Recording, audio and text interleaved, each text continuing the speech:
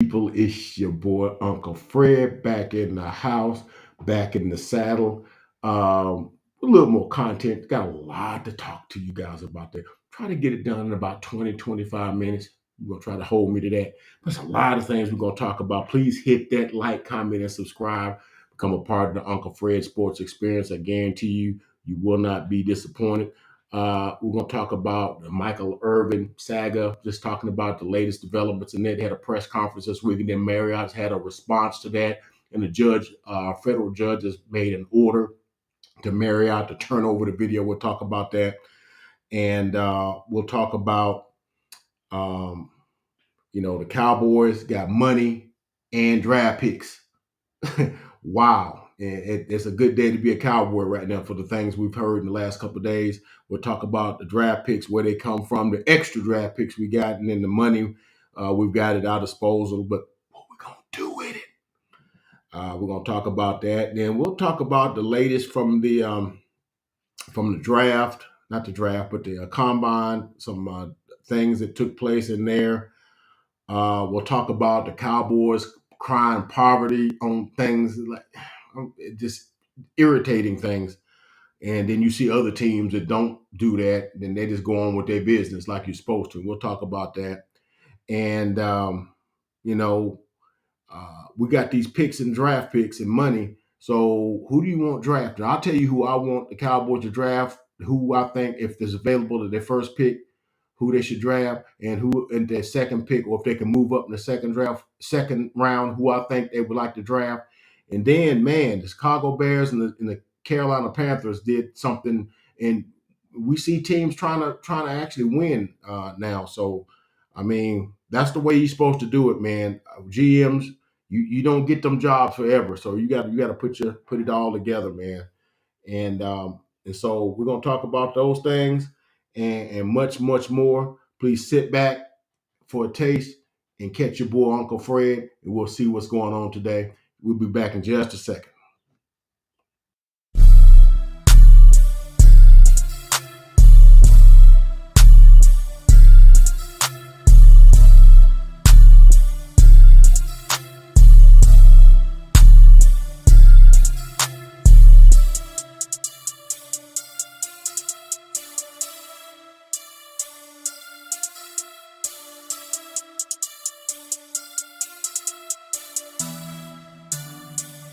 Two times on the beat, bitch.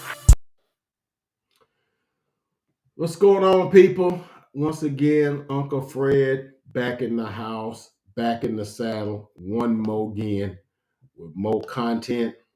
Like I said before, please hit that like, comment, and subscribe and become a part of the Uncle Fred Sports Experience. I guarantee you will not be disappointed.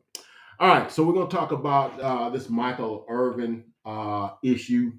So earlier this week, I want to say it was Wednesday, they had a press conference, and they this is the first that they've talked publicly about the situation. And Michael came forth. His attorney, Levi MacArthur, spoke, and then Michael spoke, and he spoke from the heart. He drew some images of, I want to say it was Emmett Till. A lot of people thought it was a little over the top, but again, you ain't Michael Irvin.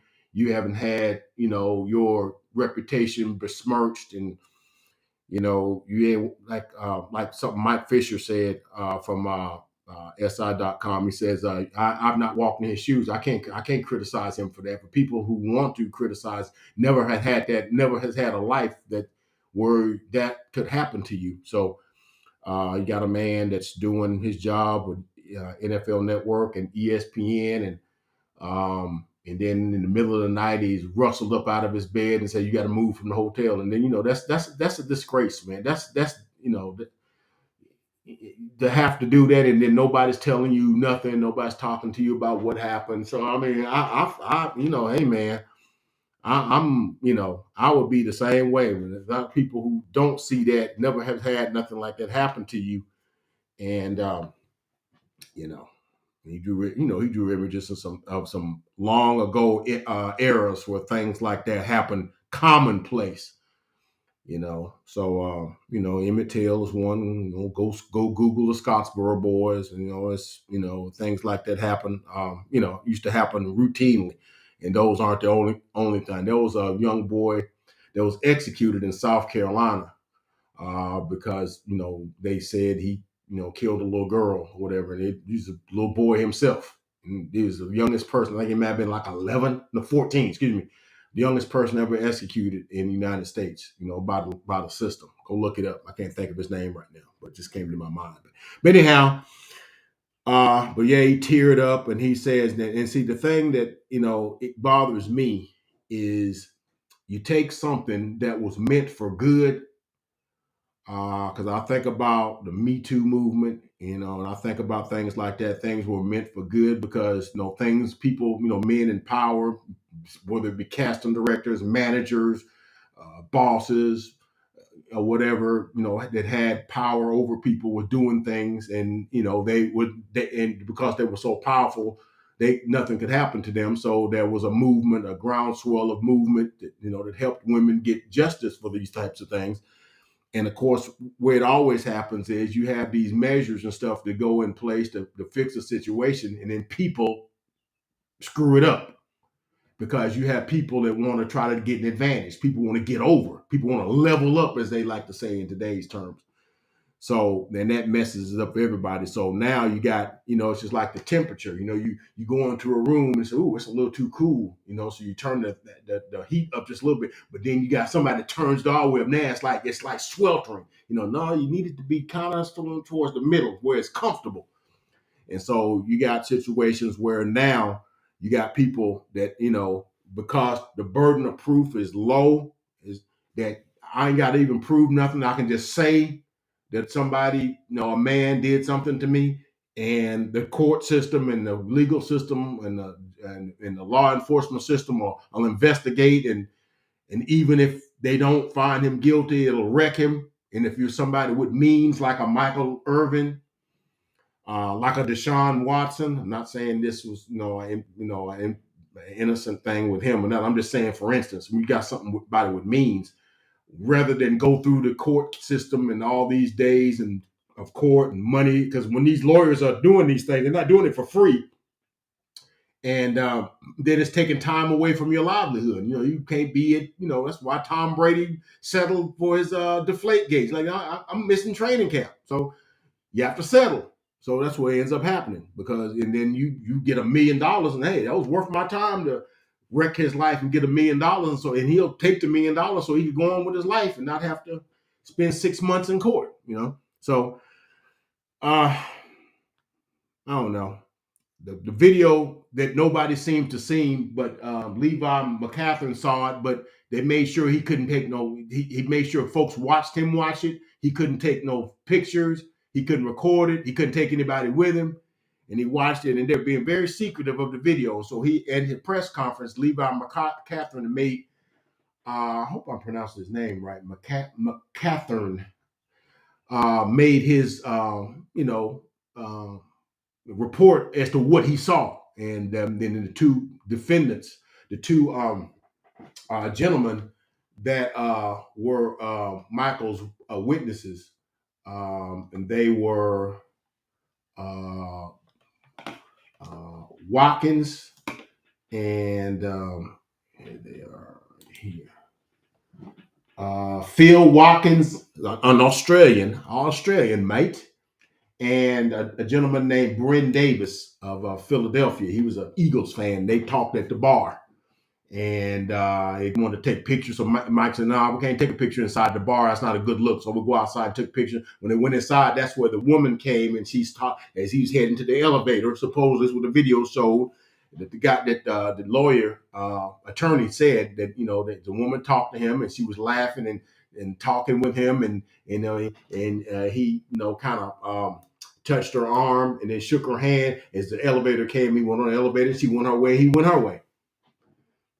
Now, since that has happened, the lawyer for Marriott, and of course they're not disclosing who the woman is, obviously, for they gotta protect her, obviously.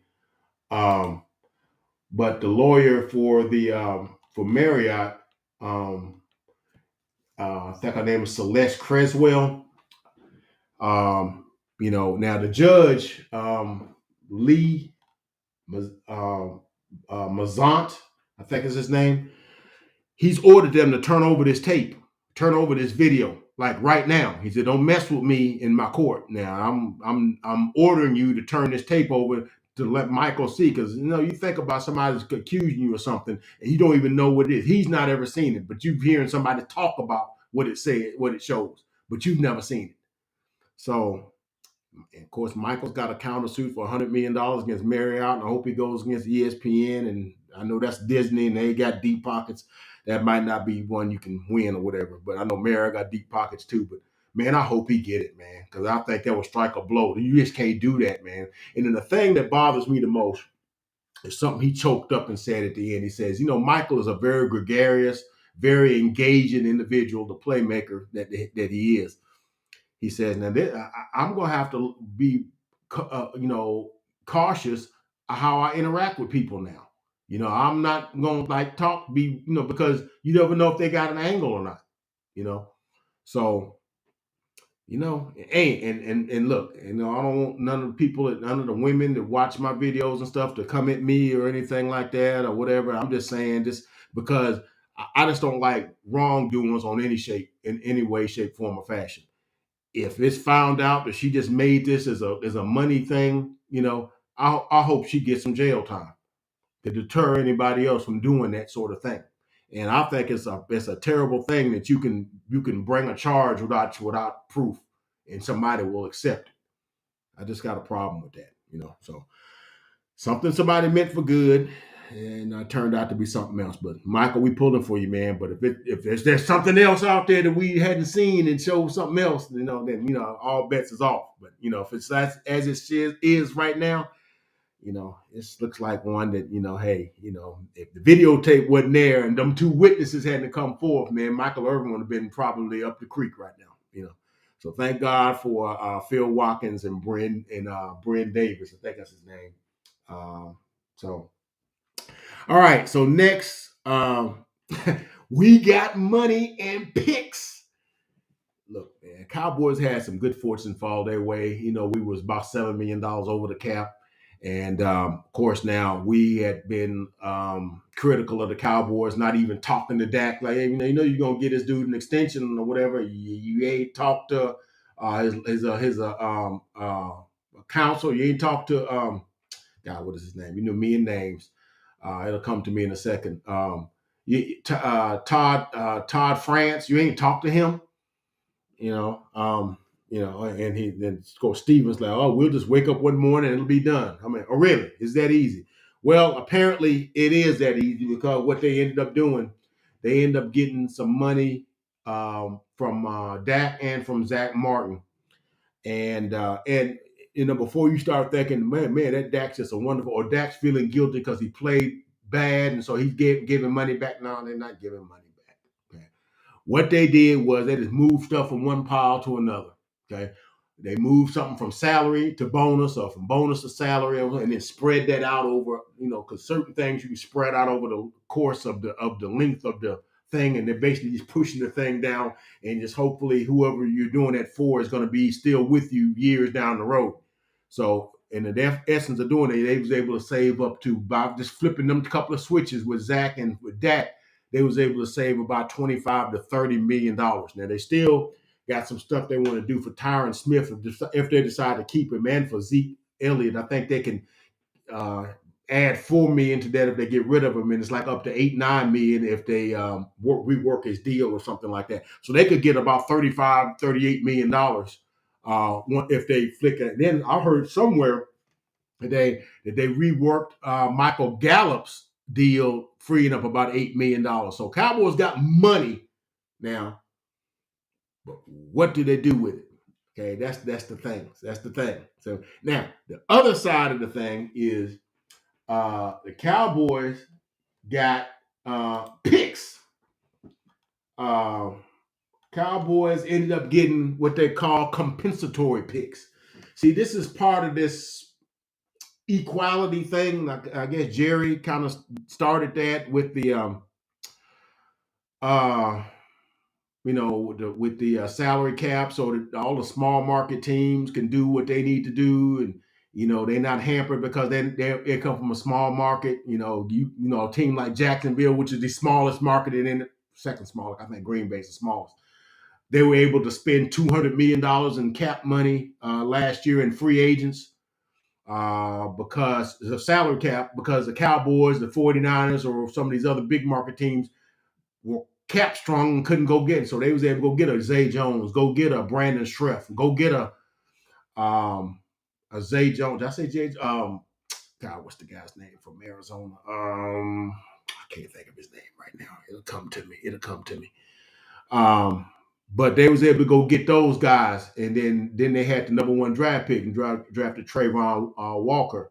So they was able to turn that into going to the playoffs this year. But another thing that they, in this equality, making sure all 32 teams in the NFL are compensated for, is the compensatory picks. If a team is cap strong and they can't keep their players, and a player leaves them in free agency, the league has come up with a system where they can be rewarded with compensatory picks, which is extra draft picks in that year that they can use to draft additional players to replace the players that they lost.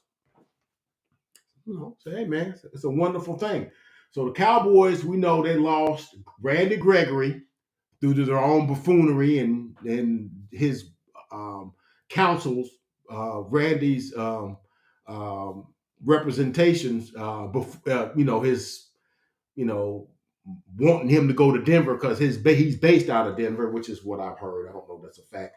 Lost Randy Gregory, Cedric Wilson, and Connor Williams, the free agency. So as a result of that, we end up getting 3 picks. We get pick number 169, which is a 5th round, 176, which is a 5th round, and pick number 212, which is a 6th rounder. Okay. So, we get 3 extra picks now. So we got money and we got extra picks. So now I'm gonna tell you something. Like when I talk about this whole thing about socialism versus capitalism. Socialism tells you to get everybody money, but just because you have money don't mean you know what to do with it. Fool is money are soon parted. All right. So we got all this money in this picks. Now, does that mean we're gonna go out and get great free agents? I don't know, but I do know that the team called Bobby Wagner. Now, I've also heard that Bobby Wagner has been in contact also with Pete Carroll and the Seattle Seahawks. And, that's where he, spent 10 years of his career. Matter of fact, every year except last year. And although he has expressed an interest in wanting to play for the Cowboys, now he has a love for Dan Quinn because he played for Dan Quinn for 7 years at that time before Dan Quinn left and went to Atlanta. And he knows the system. And he's got we've got a better defense than Seattle, and certainly it'll be a very good addition. And we got the money now. We can't say we don't have it. We got the money. We could get a Bobby Wagner, right? So that's not said. So in addition to that, we find out too that D Hop is more affordable than we thought. So now here's the other side of that. Now D Hop is also has changed representation. Now that sounds like a bad thing because usually guys don't change representation except they trying to get with somebody that's going to get them some more money. But he swears up and down, and I'm not trying to get more money. I'm trying to be workable. I'm trying to get with a good team, good program. Been working with Dez Bryant over in Louisville and doing these things and say, hey man, y'all talking about me. I've been hearing about that. And I say, yeah, okay. So it turns out that Arizona saying that he could be had, which I think I've said in an earlier video, that he can be had for like a 2nd or a 3rd round pick. And we got extra picks now. So, we could give up a 2 or a 3, give up a 3. We got a couple of 3s now. Well, 5. So you can package some things and get back a 3rd if you want. But we got picks. And the salary for D Hop for the next 2 years is $19 million and $15 million, which is an average of $17 million a year. for D Hop when he was playing at the top of his craft. Remember, he sat out 6 games last year through PED suspension, and that voided his no trade clause in his contract. So, but for an average of 17 million a year, and we was giving Amari 20, that's a steal. I would take that. You get a deal where you can give Bobby Wagner like a 2-year, $20 million deal, with some incentives and stuff and some upfront money, and then you go get D Hop. Man, I am good. Then you could go get somebody like a DJ Chark, something like that, which I've heard you can get him for like $6 million a year. I think he's playing for, is it Jacksonville or Detroit? I probably should look that up. But he's a good receiver, big receiver, fast receiver. He stays hurt some, but we do know that Michael Gallup's going to be coming back. His contract will work. He should be better next year. And of course, we still got CeeDee Lamb, and hey, those are some options. And of course, I'm gonna leave this for last. Now, we've heard also this today that OBJ had a workout over in Arizona, and Cowboys didn't send nobody to go, but a lot of other teams went. They saw him. Now, we thought we was gonna get him on the cheap in the latter part of last year because he was hurt. But if he did a good workout, he did all the cones, all the different things and whatever, and he gonna probably want 10, 12, $15 million a year. And if I'm paying $10, $15 million a year, I just rather get D Hop, man. And spend $6 million more and get me a DJ Chark, and I got me 2 good receivers opposed to that guy, or something like that. If I don't get D Hop, I'm still holding out a candle for Brandon Cooks out of Houston. So that's what that is. So hopefully with all this extra money, we can go get one of those guys. Of course, if you want to go corner, Jalen Ramsey's available, but I think they're gonna want a 1st-round pick for that, and I'm not giving my 1st-round pick up for nobody. And Jerry's not. And of course, I've been hearing about Stephon Diggs too, but that's been getting a lot of traction. But good and well, the Buffalo Bills ain't getting ready to eat up no $40 million in dead cap money for what? So no, that's not happening. And Jerry's definitely not giving up a 1st-round pick for them. That's what it would take. So and probably more than one 1st-round pick because he's their best offensive player other than their quarterback, and then he's in the prime of his career, and no, that's not gonna happen. It would be nice, but that's not gonna happen. So that's all we got on that. So we got money, we got picks, but what we gonna do with them? That's the question. That's the question.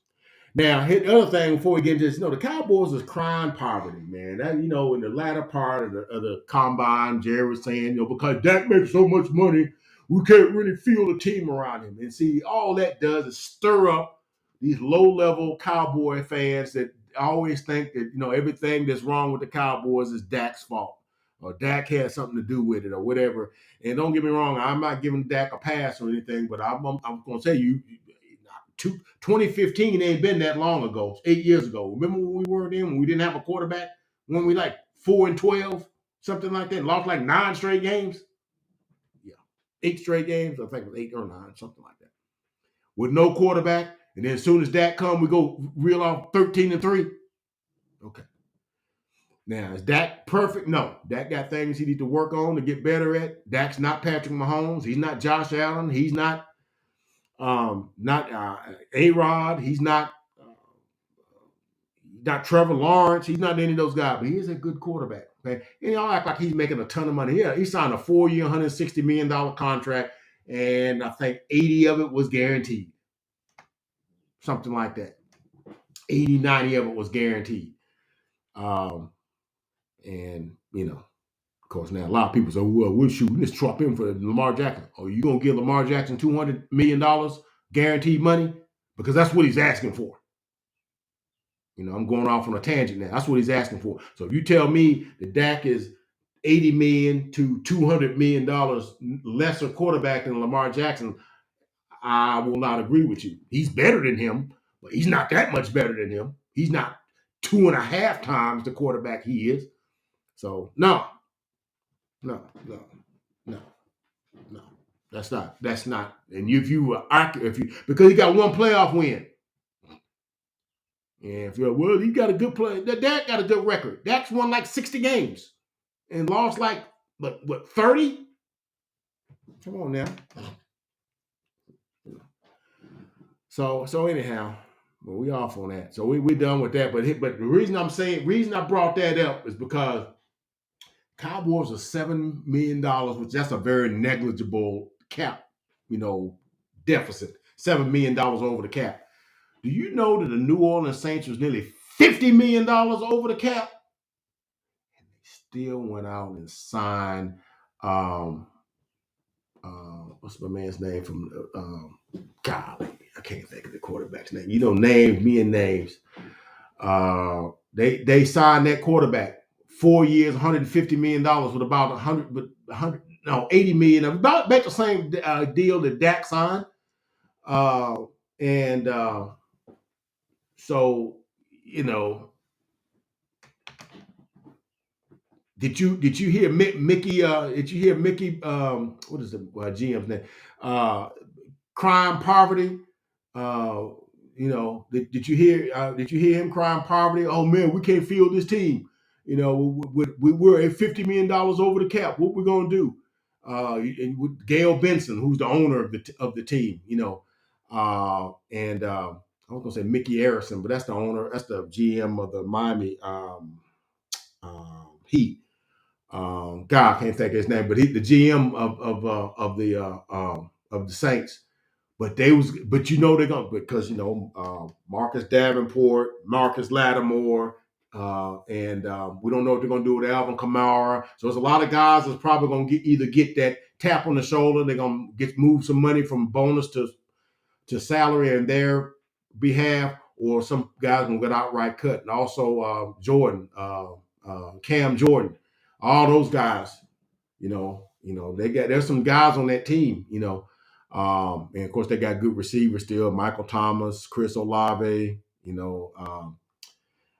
Jarvis Landry. They still got some guys, and some of them guys probably not going to be there because there's some things that have to be changed. But I'm just saying, then just watch what the Saints do with that. They're $50 million over the cap, but they'll because now when the league season starts, and in a few weeks they'll be under cap, and then they still got this salary of God. What is his name? Goodness, I can't. Goodness, what is the guy's name? That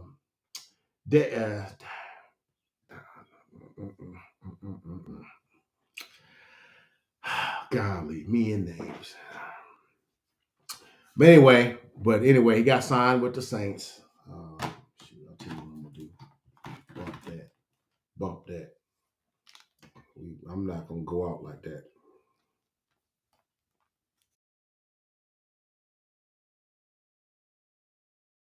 Shoot, I'm gonna do this.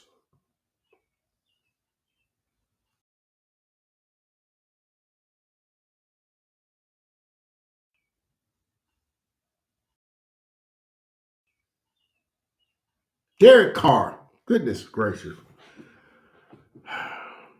And Mickey Loomis, that's his name. Mickey Loomis. That's the GM's name. It all comes to me now. That's how my mind works.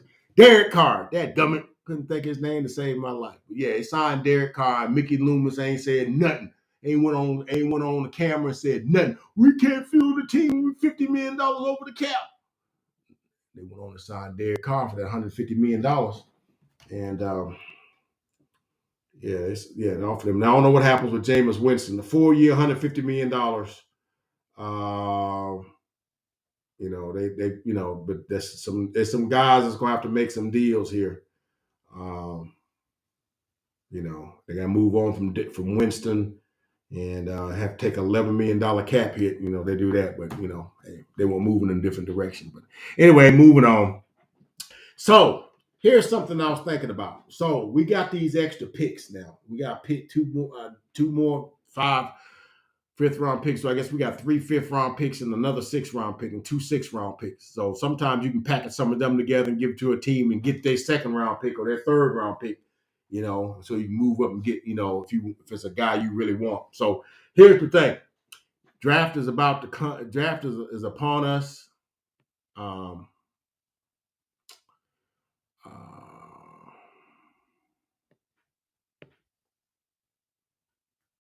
let's see here. Let's talk about this first. Now, he's talking about the combine before. The combine. All those guys did all that stuff. We talked about Nolan Smith running a 4.39 and DJ Turner running a 4.26 and Deontay Banks running a 4.35, Kaylee Ringo running a 4.36, corners and stuff like that. But the star of the combine was Anthony Richardson, man. I know Anthony Richardson didn't do a whole lot at Florida, 53%, 53.8 completion percentage, threw for like 2,500 yards and like 17 touchdowns, ran for like 600 and some odd yards, and then ran for like 9 touchdowns. So, I mean, he's not definitely a dual threat. But he only and he missed a lot of open receivers, a lot of his tape. But that boy went to the combine and just tore the thing up. First of all, let's remember this. Anthony Richardson is 6'4" and 244 pounds. Okay. Basically a 6'4", 250-pound dude, right? The dude ran a 4.43. Are you freaking kidding me? Jumped like 10.1, 10.9 in the standing broad jump. Jumped like 41 inches vertical. What the heck? Look, man. I know the tape didn't show a whole lot. And I'm like Vox Lombardi now. Shout out to Vox Lombardi, him and Foots and all them guys, man. But he said, man, whoever worked with Jalen Hurts, man, Tom House, you go with Brian Johnson, who is his offensive coordinator in Philly now. He can go to Tom House, work on his mechanics, his footwork, and all this kind of stuff, and shoulder placement, all that kind of stuff. Man, if you got them measurables like that, though, man, I would not want to miss out on that guy, because that guy, if you could get him to, hit the thing and hit the basic stuff, do the basic stuff, make the basic passes, dude, the other stuff he can do is ridiculous. So, I thought I'd just bring that up, man. Yeah, man, that's that boy is a freak right there, man. So, but anyway, so this is what I was looking at. So, question came up: what do we pick in our first pick, in our round one, which is number 26? Okay. So, what I come up with is like at first, if at number 26, if these 5 players are there, we got to pick one, but then we got to put them in an order. Okay. So, if it's wideouts, I'm gonna start at wideouts because I know we need wideouts first. Now, if we get D Hop and another, we probably don't need to draft a wideout. We go with the wideouts we got. But if we don't get but one wideout, say we just get D Hop and don't get nobody else, yeah, draft us a wideout. So if we get to 26 and we want a wideout, and let's say at 26, Quentin Johnson is there, and he was from nearby TCU. Let's look Quentin Johnson up, man. Shoot.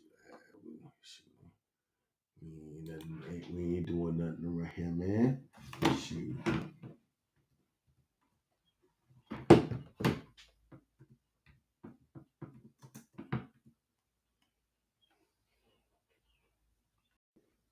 Here we go.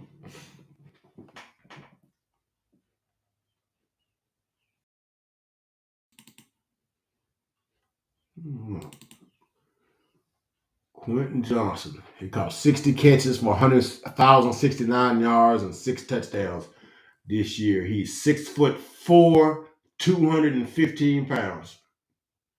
Okay. Big, physical wide receiver.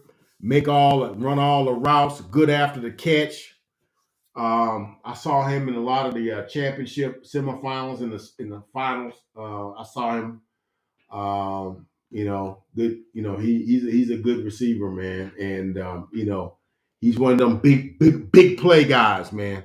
He get the ball. So if we got D Hop or got Cooks and didn't get nobody else, yeah, go draft you a Quentin Johnson. But if Quentin Johnson's off the board, then I will go with Jordan Addison out of USC. That's who I would get if I couldn't get Quentin Johnson. Um,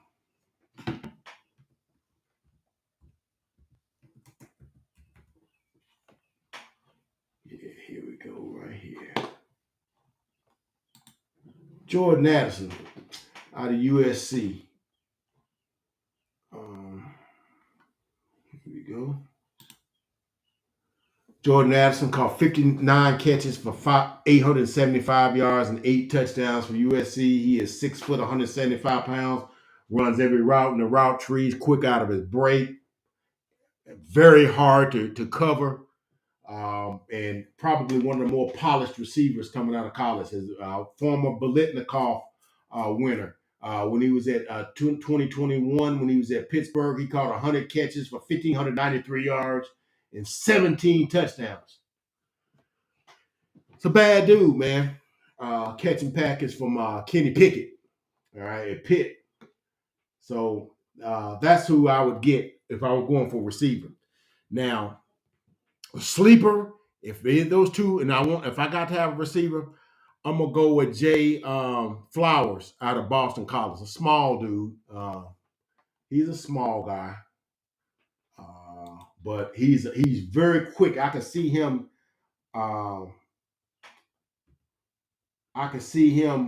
In the slot. I can see him in a running stuff out the slot and stuff like that. You know, he is.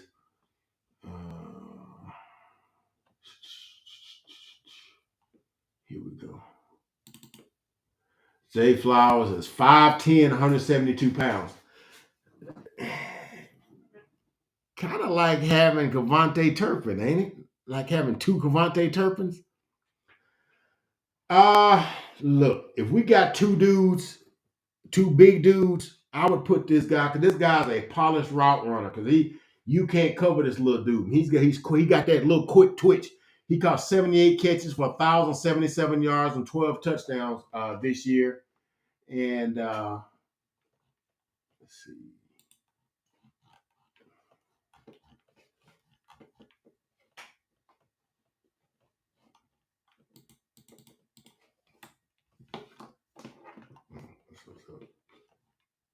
Yeah, so 2021, he only caught 44 for 745 and 5. And as a freshman, sophomore, he caught 56 for 892 and 9. And as a freshman, 22 for 241. Man had a COVID year in there too. He got an extra year of eligibility or something like that. Oh, my light just went off. Yeah, let's get that back on here. There we go. So those are the three. If you got to have a receiver, that's what I would do. I would go with one of those three dudes, if any one of them is available. Okay, corners. If you want to go corner, my first pick would be Deonte Banks out of Maryland. He's like 6'1", like 195 pounds. He ran a 4.3 at the combine. He's a dog. He's physical, and that's the kind of guy you probably want opposite of Trayvon Diggs. So that would be my pick. My first pick if I had to have a corner. Now I don't know what the pecking order would be, wide receiver or corner, but my second one would be Kaylee Ringo out of Georgia. A little bit bigger. He's like 6'2", like 200 pounds. He's a big dude, big physical dude. Not as polished as Banks, but he's a good corner and he's got good closing speed. So I would go with him too if I had them. So if we go and tackle, my first pick would be Broderick Jones out of Georgia. Geez, seems like there's a lot of Georgia dudes in the draft, ain't it? Oh, yeah, I would go with Joe. I would go with him, or I would go with this guard tackle out of Minnesota, John Michael Schmitz. And I think he's like 6'2" and like 325 pounds or something like that. If I could get my daggone mouse to work here. Okay, here we go. But yeah, I would go with him. I would go with one of those two dudes. I would go with John Michael Schmitz from Minnesota. Because he's a combo. He could be a center or a guard. So I don't know how you feel about Tyler Biadasz. I think he did good. I think he's Pro Football Focus said he was like one of the most improved players in the league last year. I think he kind of made the Pro Bowl too. Whatever. A lot of people made the Pro Bowl. A lot of people dropped out. Other people got picked up. But if something was to happen to him, we could plug him in for Connor McGovern. We could plug him in for Tyler Biadasz, and he won't embarrass himself. Okay. Um, Running backs, obviously, would go with Bijan Robinson. I don't know why I got running back on here and Drew Sanders. Drew Sanders is a linebacker from Arkansas. Now, if we want linebackers, our linebacking crew, that's if we don't go get Bobby Wagner. We're going to need some linebackers, especially if we don't re-sign Leighton Vander Esch. It's going to be, interesting with our linebacking core because we know Anthony Barr is leaving and Luke Gifford's probably leaving. And so we kind of, of course, now Micah is a weapon. He's really not technically a linebacker. He's like a weapon. And Drew Sanders would be a guy you can plug in on as a linebacker. Mike linebacker, weak linebacker. He could do some of all of that stuff. I saw him a lot watching that Arkansas game. Now, here's my long shot. My long shot is Nolan Smith, another Georgia guy, edge rusher out of Georgia. Vox Lombardi said he's the best. He's the best in the business. I think they had him as number one. My boy out of TCU. I'm not TCU, Texas Tech. Tyree Wilson as number two edge rusher, and of course, Will Anderson, which I think will be number one because I'm a Bama fan too. But Nolan Smith, man, is like like the dude, man. It's like he's 240 pounds, ran a 4.38 40. You could turn your whole defense over to him. He can do all of that. He can edge rush. He can do it all, man. But we know he's not going to be there when we pick at 26. But if he is, yeah, go. That's a no-brainer. You picking Nolan Smith. If he's at 26 and he's there, you pick Nolan Smith.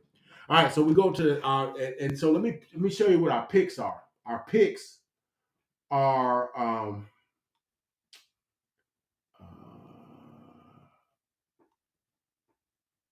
let's see. Here's our list of picks. All right. The Cowboys have pick number 1 at 26, number 2 at 58, pick number 3, round 3 at 30, round 4 at 129, and round 5, 163, round 5, 169, round 5 at 170. So we got 3 fifth-round picks, and we got we got 2 sixth-round picks because we got 212, and then whatever other pick we got after that. That's a pick we got from the compensatory. I don't know I think if it's the pick we gave Cleveland for our for getting Amari Cooper, then that's the pick. Then we don't have another 6th-round pick. So at pick 2, let's say we did some finagling and packaged some of them 5th-round picks and gave them somebody for their 2nd-round pick and said their 2nd-round pick is like 35 or 32 or something like that, instead of about 58. Let's look at some guys I like to pick. At the 2nd pick, I would like for us to look at. I know we can't get him, and we don't need to pick, but the dude is tremendous, man. But tight end Darnell Washington, man. Look, man. Look, Darnell Washington is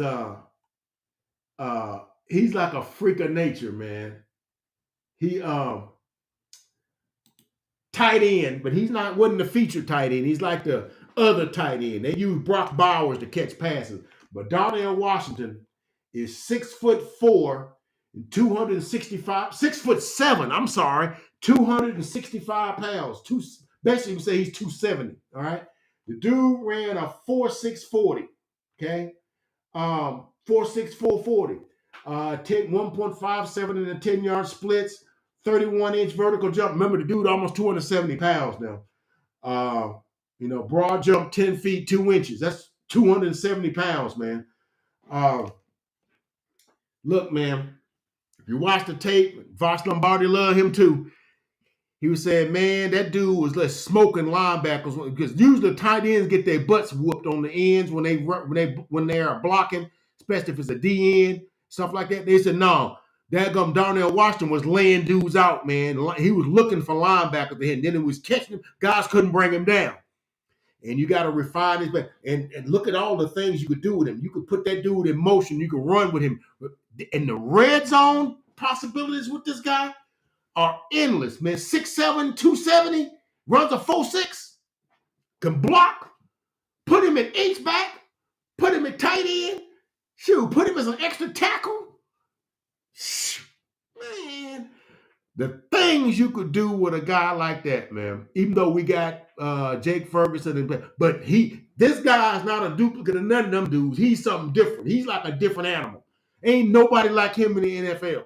And if you could get your hands on that guy, man, Darnell Washington, remember that name. Whoever get him, man, that dude, if he stay healthy and the guys know how to use him, he gonna be something else. But if somebody happens to get him, that's fine. But second round, I'd like to go get DeJuan Jones out of Ohio State, right tackle. But, you could probably move him around and stuff like that. And a lot of people had him graded. Again, Vox Lombardi likes him better than Paris Johnson, who's the left tackle. And he's going to be gone in the first 10, 15 picks. But DeJuan Jones, they was even talking about him in the Georgia game. DeJuan Jones was holding his own, whereas Paris Johnson was getting his lunch ate by Jalen. Jalen Carter was eating his lunch, but DeJuan Jones was holding his own when he was lining up over on that side. So, so round 2, if you can get DeJuan Jones, Darnell Washington, you notice I'm getting guys from these higher end programs that are playing for big stakes. And then the last guy I would like to get, if a second round pick, if it's one of those two guys unavailable, I'd like to go and get Siaki Ika. He's a nose tackle. Put you in the mind, Elodie Nada, and what's my man's name to play for Tampa Bay?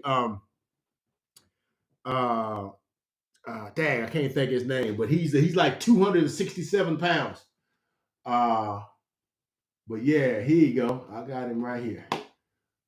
But that's what he put you in the mind of Elodie Nada, somebody like that. Put you in the mind of them big dudes that roam the middle and you can't move him out of Baylor. Now, he's probably not going to go in the first round. He's like the second interior lineman, third interior, because Jalen Carter is going to be number 1. And then, of course, Kalatha Campbell, I think that's what his name is, out of Pitt, ran like a 4.5, 4.6 40 at 280 pounds.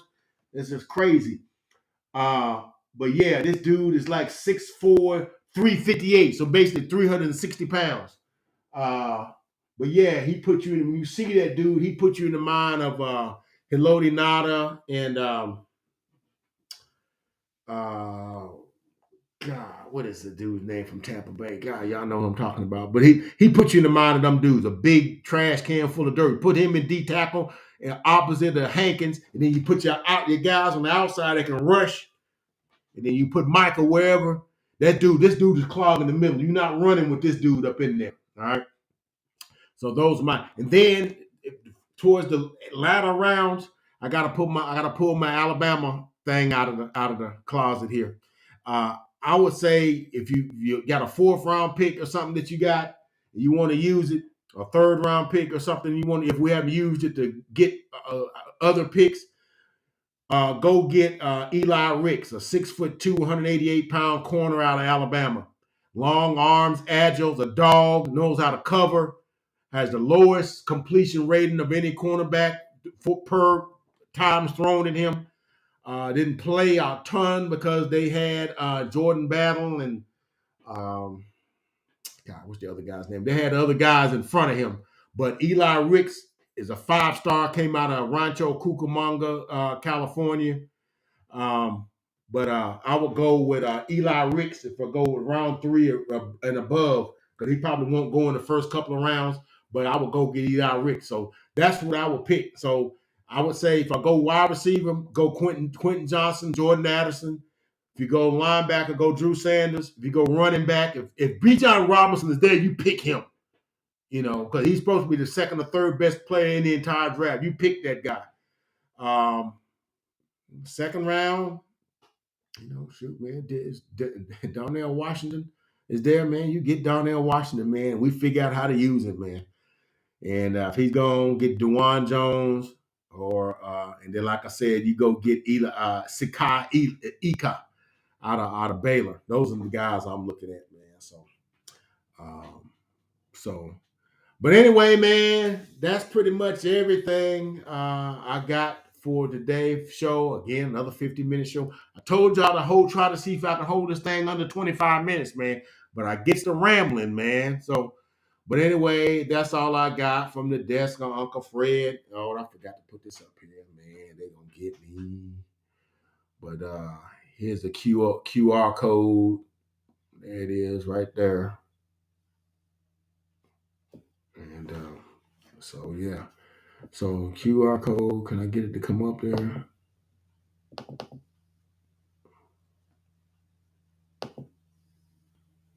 Yeah, there it is.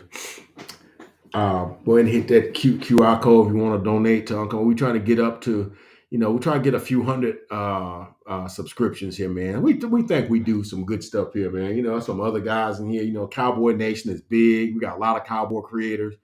West Coast, I've listened to him today. He got some good stuff. Space Cowboy, he got some good stuff. He was the one that came out with when Jerry said what he said. It says, you can't help get nothing for Dak when he's making all this money. He went back and showed all the moves they made when Dak wouldn't make him but $500,000 a year, and they ain't make any moves. The biggest thing they did is went and got Amari Cooper in 2018. That's the only thing they really did. They didn't do anything. They didn't do nothing like what they did for Jalen Hurts in Philly when they said, well, we got this guy. Let's see if we can put some stuff around him while he on the cheap. And Dak made $500,000 in 2016, $500,000 in 2017, $700,000 in 2018.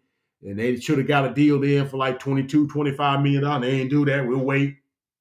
We'll get you Amari Cooper. They went to the playoff. Still didn't make him no deal. Still didn't give him no more help. Okay. But they drafted guys now. That's what they do. They drafted. But see, you got to draft and acquire. Space Cowboy is the guy that came up with that. So that's the mother. So shout out to Space Cowboy. But shout out to all the Cowboy creators, Boss Lombardi, Law Nation, Cowboy Fan Talk, Mr. Rome, West Coast, all them dudes, man. Mike Fisher, all those dudes. We all in this thing together. But I'm trying to get I'm trying to get mine up. So please help your boy out. We trying to do, like I said, if I get my stuff up, I can probably do some more videos because we do best we can with what we got. We definitely gonna do that because I do it for free because I love talking Cowboys. You know what I'm saying? I love talking Cowboys. Right? But that's all I got, man, from the desk, Uncle Fred. Please like, comment, subscribe, become a part of the Uncle Fred Sports Experience. Guarantee you will not be disappointed. Catch y'all next week.